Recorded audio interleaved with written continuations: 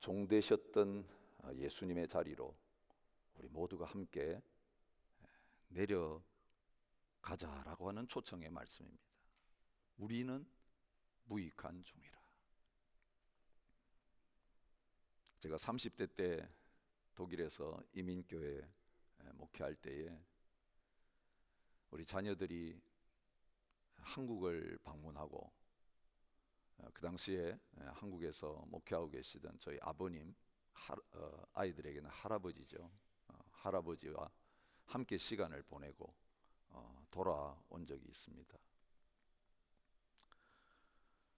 저희 아버님 교회를 개척하시고 창립하신 분으로서 오랫동안 그 교회를 섬기고 계실 때입니다. 이제는 교회가 자리를 잡고 안정이 되어져서 이제는 작은 개척교회 수준에서 벗어나서 이제는 좀 탄탄한 교회, 중간 정도의 교회로 자라가고 있을 그때였습니다. 큰아들이 돌아와서 제가 물어보았을 때에 이런 대답을 했습니다. 너 한국 가가지고 할아버지하고 함께 있으면서 깨달은 게 뭐냐, 뭘 느꼈냐 물어봤더니 저에게 이렇게 말했습니다. 아빠,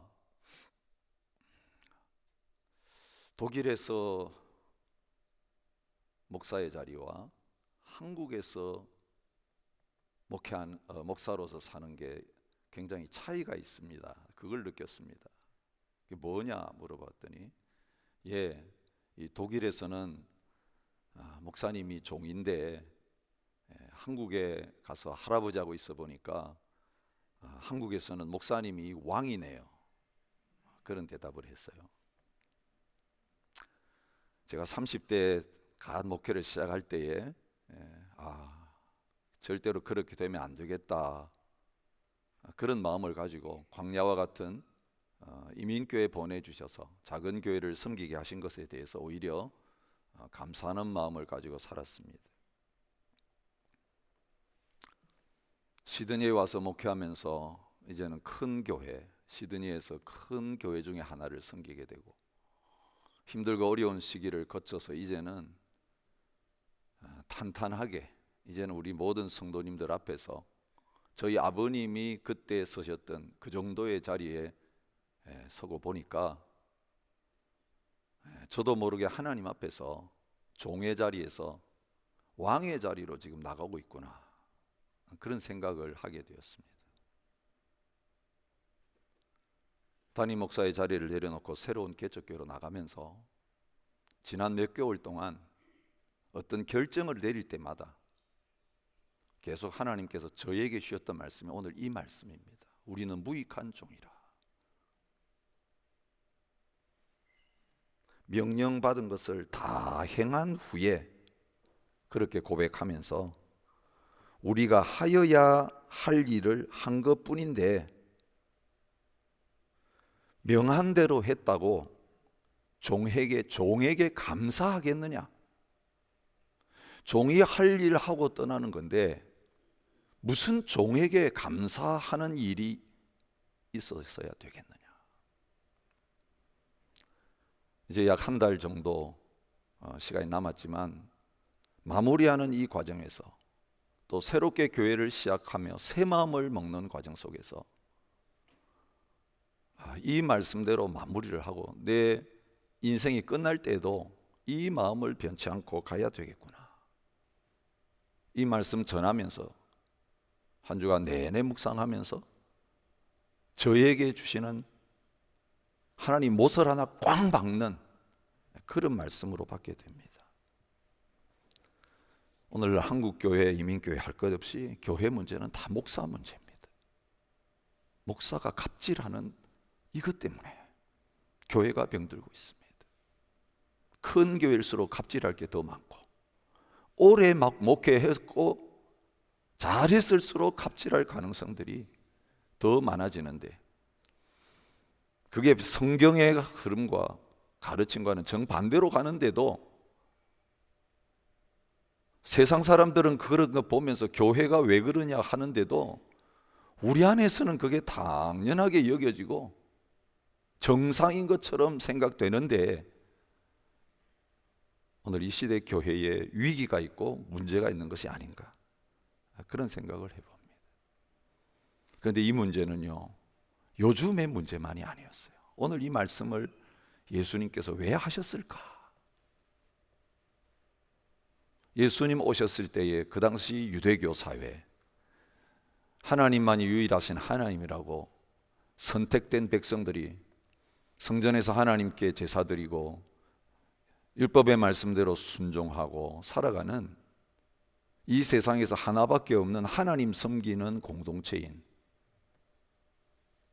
그 당시의 교회 안에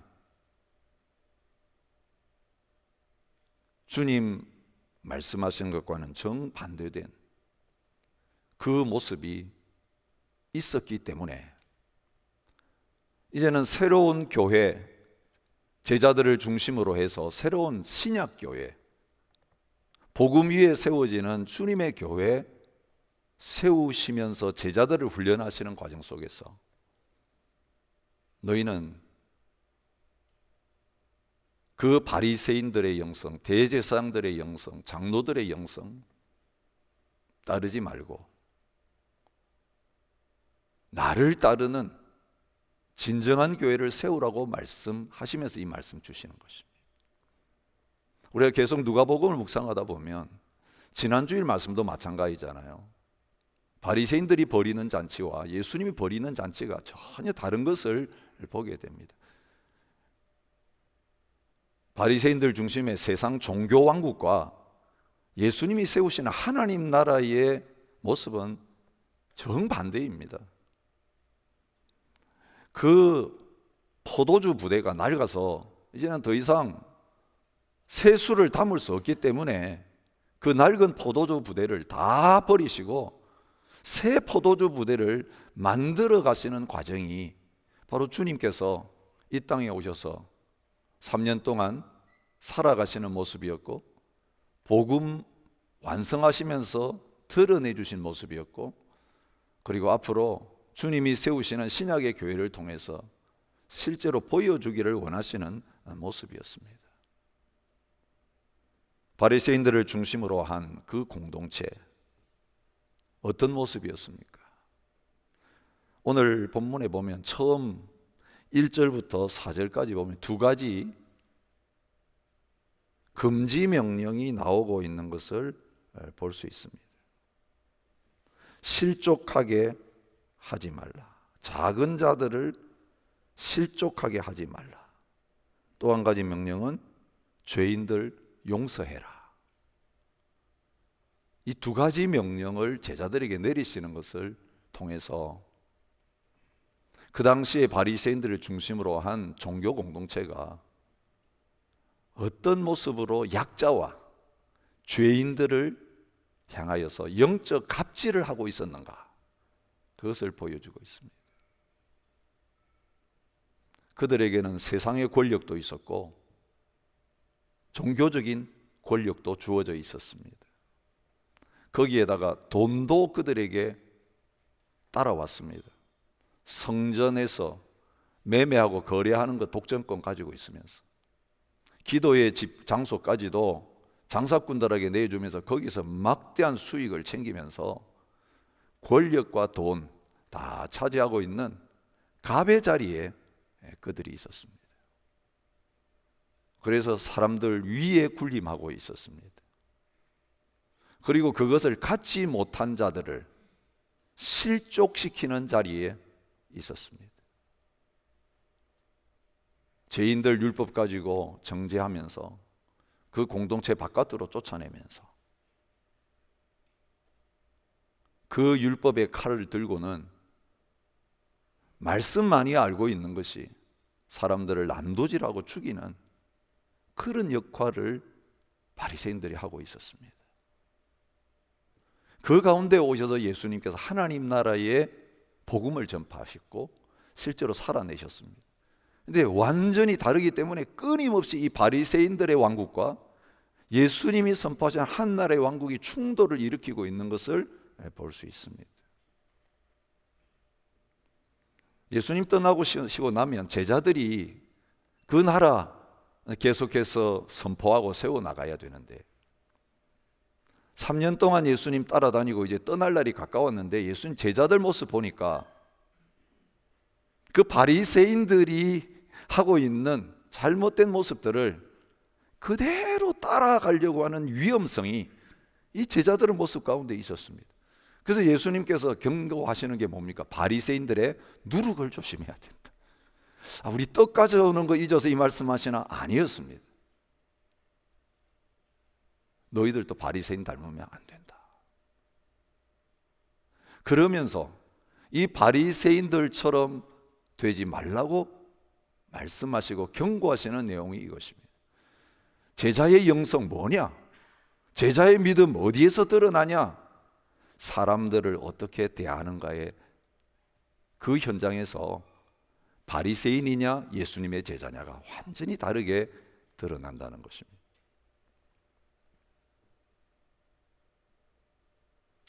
지극히 작은 자 중 하나도 실족하지 않게 그 약한 자를 잘 대우하고 그들에게 더 신경을 쓰는 그런 모습으로 공동체를 섬기는 것이 참된 제자의 모습이다 말씀하시면서, 이렇게 하지 못하면 차라리 연자맥도를 그 목에다가 달고 바다에 빠지는 것이 더 좋다. 아니 이게 무슨 죽을 죄라고. 여러분 우리 그렇게 생각하잖아요. 우리 간음을 했다, 도둑질했다, 사람 죽였다, 그러면 죽을 죄를 지었지라고 생각을 하기 너무 쉬워요. 근데 힘도 없는 그 연약한 사람, 그 당시에 유대 사회 속에서 연약한 자, 지극히 작은 자로 취급받았던 사람들이 어떤 사람들입니까? 실제로 작은 자였던 어린애들, 과부들, 이방인들, 사마리아 사람들, 병든 사람들, 경제적으로 가난한 사람들, 그런 사람들이 다 무시해도 되는 대상으로 여기는 거죠. 어리니까 무시하고, 혼자 사니까 무시하고, 돈 없으니까 무시하고, 못 배웠으니까 무시하고, 제대로 못 사니까 무시하고, 병들었으니까 차별하고, 당연한 거 아니냐? 세상에서도 당연시했고 바리새인들 하나님 유일하시다고 선포하는 그 사회 속에서도 마음껏 그런 사람들을 정죄하고 무시해도 괜찮았고, 그걸 죄로 여기는 것은커녕 당연하다고 생각했는데 아니다. 하나님 나라의 제자의 삶, 하나님 나라의 공동체는 세상에서 지극히 적은 그 한 사람이 가장 높은 사람이고 가장 신경 써야 될 사람이고 가장 큰 사람이니 그 지극히 작은 자 하나를 실족시키는 그 죄가 어떤 죄보다 더 크다. 주님이 십자가와 부활을 통해 세우시기를 원하는 공동체 안에서 관계의 새 모습은 큰 자가 대접받는 사회가 아니라 가장 세상에서 작은 자들이 와서 인정받고 높임을 받는 그런 공동체가 되어야 되는 것을 말씀해 주고 계십니다. 두 번째 부분은 죄인들과 관련된 용서에 대해서 이야기하십니다. 여러분 바리새인의 영성의 특징은 딴 거 아닙니다. 죄를 들춰내 가지고 그 죄인들을 죄인 만드는 것이 그들의 사명이었습니다. 그러니 어떤 현장인데 죄인 만나면 눈이 번쩍 뜨이는 것입니다. 예수님들이 죄인들하고 어울리는 것이 그 눈에 들지 않았습니다. 죄 사노라고 하는 이 말처럼 듣기 싫은 말이 없었습니다. 그래서 예수님 따라다니면서 예수님의 죄까지 들춰내어 가지고 정죄하려고 했고, 결국은 십자가에서 못 박아 죽이면서 하나님을 모독한 자라고 하는 가장 큰 죄명을 붙여놓고 예수님을 정죄하고 죽이면서 기쁨을 느끼면서 자기의 사명을 감당했다고 생각하는 사람들입니다.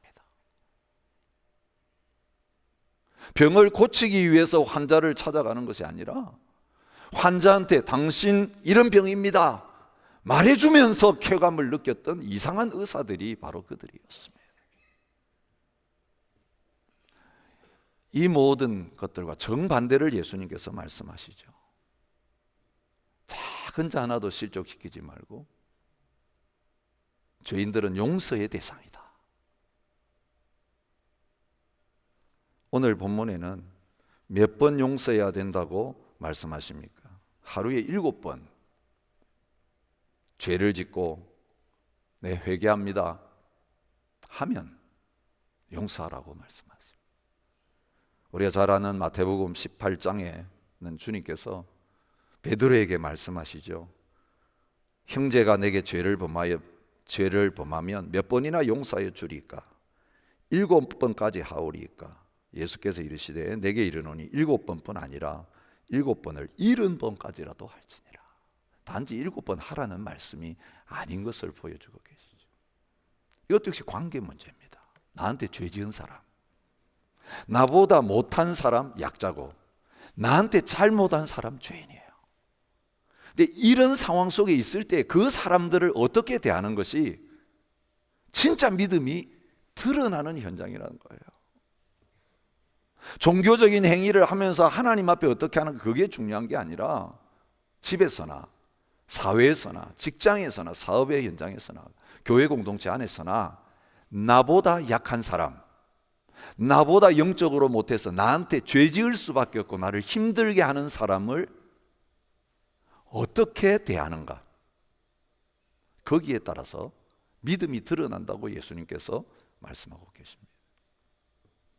조금 후에 이번 주에 이제 묵상할 말씀 보면 어린아이들 데리고 와가지고 예수님에게 축복해 달라고 부모들이 왔을 때에 제자들이 어떻게 되었습니까? 부모를 꾸짖었습니다. 애들을 쫓아보내. 애들은 가라 했습니다. 여러분, 얼마나 이 바리새인들이 취하고 있는 약자에 대한 무시와 멸시가 제자들에게도 배어 있는가를 볼 수 있습니다. 왜요?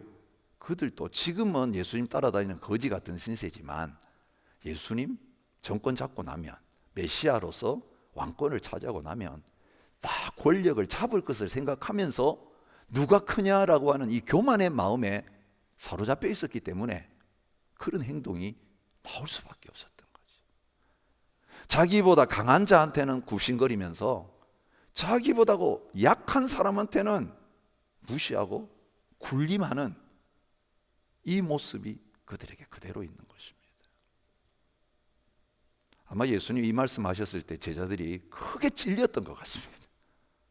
반응이 어떻게 나오고 있습니까? 사도들이 주께 여짜오되 우리에게 믿음을 더하소서 하니. 여러분, 오늘 이 10절의 말씀은 이게 연결되는 말씀이냐 아니냐, 이 말씀 묵상할 때 좀 헷갈립니다. 학자들도요, 따로따로 하신 말씀이다, 이거 관련이 없다, 그렇게 해석하는 분들도 있습니다. 또 반대로 이 네 가지 말씀은 다 연결되어 있다, 그러니까 하나로 읽어야 된다는 분들도 있습니다. 여러분, 복음서는 똑같은 예수님의 모습을 다른 관점에서 드러내면서 보여주는 책이죠. 그러니 성경 말씀 하나, 예수님이 행하신 말씀이나 일을 기록할 때 그냥 끌어모은 책이 아니죠. 그렇기 때문에 분명히 이 말씀들이 따로따로 묵상해야 될 말씀이 아니라 하나로 연결해서 생각해야 될 말씀인 것을 우리가 받아들이는 것이 더 옳다고 생각합니다. 우리에게 믿음을 더하소서, 그렇게 예수님께 요청했습니다. 주님, 이거 어떻게 행합니까? 어떻게 적은 자들을 무시하지 않을 수가 있고 실족 안 시킬 수가 있고, 어떻게 죄인들을 보고 하루에 7번씩 똑같은 죄를 짓고 와가지고 용서해 달라고 하는데 용서가 나올 수 있습니까? 딴 건 다 잘하겠는데요, 집도 버릴 수 있고 배도 버릴 수 있고 직업도 버리고 예수님 따를 수 있고 다 희생하겠는데 이 관계 문제 안에서는 안 됩니다. 이게 솔직한 고백이에요. 여러분, 오늘 우리가 집에 들어가 가지고 내 아내나 내 남편이나 내 자녀들이나 부모님에게 어떻게 하는가? 답을 우리 다 알고 있어요. 어떻게든 답을 다 알고 있어요. 그들 잘 섬겨야지. 들어줘야지. 존중해야지. 바람 피웠어도, 나를 때렸어도 갈라서지 말고 용서하고 받아들여야지. 이거 주님의 답이에요. 됩니까? 하고 계십니까? 여러분, 오늘 우리의 믿음의 문제는 관계에서 드러나요. 하나님과의 관계가 어떤가는요, 관계 속에 드러나는데 잘해주는 사람 사이에는 안 드러나요. 서로 좋지 않은 관계 속에 있을 때 이게 확 나타나요. 그게 믿음의 성적표예요. 솔직한 성적표예요. 그때 내 삶을 통해서, 말을 통해서 바른 답을 적지 못한다면 우리는 믿음 없는 것이에요. 제자들은요, 우리는 믿음이 조금 있는데 믿음을 더해 주시면 되겠습니다 라고 말하고 있잖아요. 그죠? 여기 잘 보세요. 우리에게 믿음을 더하소서라고 했어요. 그러니까 자기가 가지고 있는데 조금 부족하다는 거죠. 요것만 더해 주시면 이거 행할 수 있겠습니다. 예수님의 답은 정반대예요. 이런 사마리아 사람의 비유에서도 예수님 답을 완전히 바꾸시잖아요. 우리 이웃이 누굽니까? 묻는데 이 강도 만난 사람의 이웃이 누구냐? 정반대로 질문을 바꾸세요. 발상을 전환시키시는 거예요. 오늘도 그런 충격적인 요법 쓰세요. 예, 우리 제자로서 이만큼 믿음 가지고 있는데 이거 행하려고 하니까 잘 안 되는데 믿음 조금만 더 해주세요 라고. 근데 주님 뭐라고 합니까? 겨자씨만한 믿음이라도 있으면 된다. 이게 너한테 산이냐? 불가능해 보이느냐? 그런데 겨자씨만한 믿음이라도 있으면 산을 옮길 수도 있고 뽕나무를 바다에 던질 수도 있다. 불가능이 가능해진다. 그 말은 무슨 말입니까? 너희는 겨자씨만한 믿음도 없다는 이야기예요. 믿음이 있으니까 조금 플러스 시켜주십시오라고 하는데 이게 안 되면 사실은 믿음 없는 거고, 진정한 믿음, 참된 믿음을 겨자씨만이라도 가지고 있으면 겨자씨는 생명이 있어요. 죽은 믿음은 역사가 안 나타나고 작은 믿음이지만 참 생명이 그 속에 있으면 그건 가능해진다. 근데 그 믿음이 어떤 믿음입니까? 예수님을 온전한 주인으로 모시는 믿음이에요. 예수님 앞에 저는 종입니다 라는 믿음. 예수님을 주인으로 모셨으면 종은 주인 자리에서 내려와서 종으로 사는 거죠. 주인에게는 권리가 있어요. 왕은 최고의 권력과 권리, 절대 권력과 권리를 다 가지고 있어요. 종은 아무 권리도 없고 아무 권력도 없어요. 시킨 대로 다 한 다음에도 여기 와서 밥 먹으라고 하지도 않아요. 네가 가서 네 밥 차려 먹어. 이게 종이 살아야 될 방법이에요. 예수님을 주인으로 모시고 산다는 것은요, 하나님 앞에서 우리가 종이 된다는 거죠. 그것만이 아니라 다른 사람들과의 관계 속에서도 교만한 자리에서 내려와서 종의 자리에 서는 거예요. 이게 주님 말씀하시는 거예요. 교만의 문제는요, 내가 죽지 않으면 해결 안 돼요. 예수님 주인으로 모셨습니다. 이제 예수님이 내 안에 사십니다. 그거는 교만하게 남을 판단하고 정죄하고 무시하던 나는 예수님과 함께 죽었고 무한 책임과 의무만 가지고 있는 그 주님의 자리에서 착히 적은 자 하나를 예수님과 같이 섬기겠습니다. 어떤 죄인도 나는 정죄하고 심판할 권리가 나에게는 없으니 용서할 것밖에 없습니다. 여러분, 이 마음속에 다스리고 내가 주인이다, 내가 권리가 있다, 여기에서 다른 사람 무시하고 나한테 손해 끼친 사람에게 용서하지 않고 배상을 청구하는 그런 자리에 서는 거예요.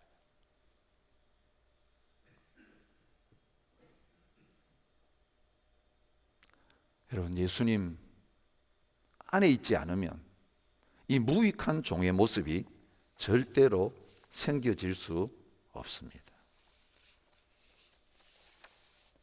예수님 갑 중에 갑이셨습니다.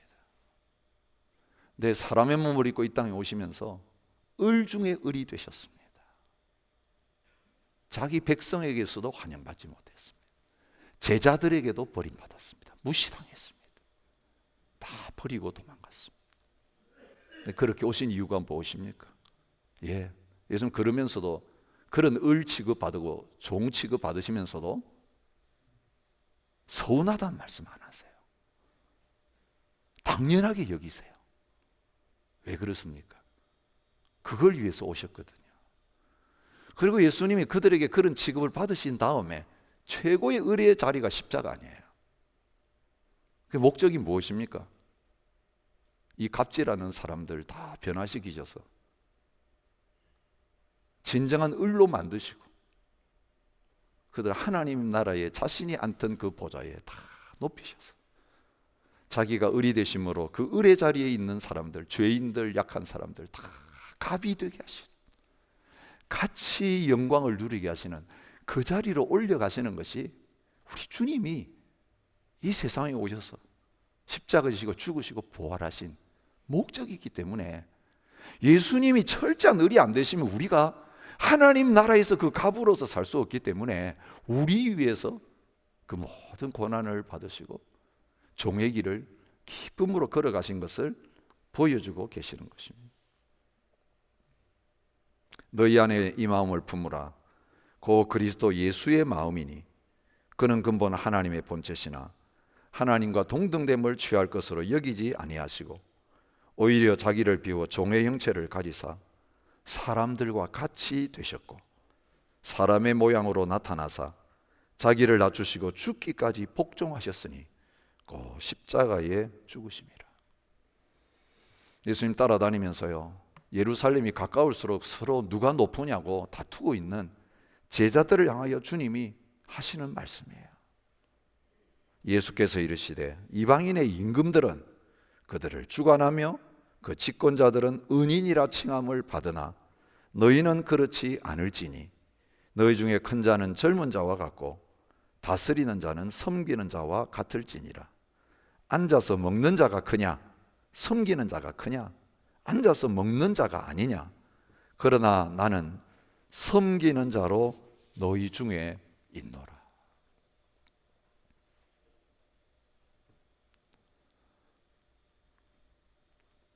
지난 목회 여정을 돌아보면 많은 분들 실족시키고 교회 떠나가게 만드는 그 일을 얼마나 많이 하면서도 그것을 큰 죄로 여기지 못하고 목회 잘한다고 우쭐거리면서 살아왔구나.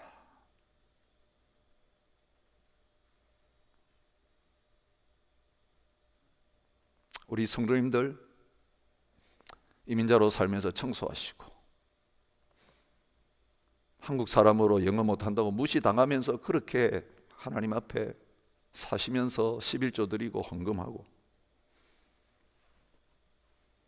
그래서 생활을 받고 살면서 거기에 비하면 얼마나 호강하면서 제대로 일도 안 하면서 사람 사는데 사례비 받는 걸 너무 당연하게 생각하고 거기에 대해서 조금이라도 미안한 마음조차도 없이 살아왔구나. 너무 배부르게 살면서 그걸 당연하게 생각해 왔구나. 정말 죄송합니다. 정말 미안합니다. 강단에 서서 하나님 앞에서 상한 심령들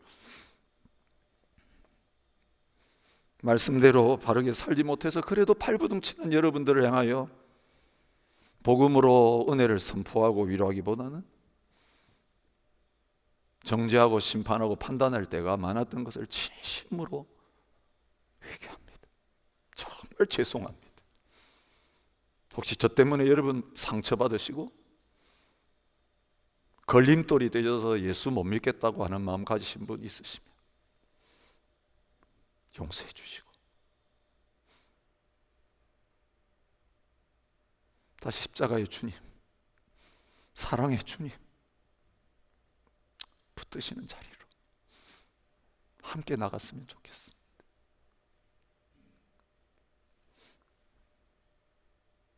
저도 그렇게 시작하고 싶어요. 남은 생애를 그렇게 더 낮아지고 더 의리되고 그렇게 살고 싶어요. 여러분, 교회가 커지고 대우받고 이게 복이 아니더라. 편해지는 게 복이 아니더라. 종의 자리에서 너무 멀어져 가는 거예요. 이제 대접받는 게 너무 당연해지고 대접 안 해주는 게 서운해지는 이상한 그 자리로 가게 되더라. 우리 예수님 하나님의 아들이시면 와서 태어나는 순간부터 쫓겨다니시고 망명하시고 난민 신세 되시고 옷벗김 당하시고 침뱉음 당하시고 초롱 당하시고 마지막에는 살찢어 피 쏟아 생명 주는 자리까지 가신 그것이 종의 삶인데, 우리 모두 이것을 영광으로 생각하고 이것을 주님 주시는 복으로 여기면서 무익한 종입니다 하나님 앞에 고백하는, 진정한 마음과 삶으로 그렇게 고백하는 자리로 함께 나갈 수 있는福과 은혜를 누리실 수 있기를 축복합니다. 함께 찬양하며 주님 앞에 나갔으면 좋겠습니다.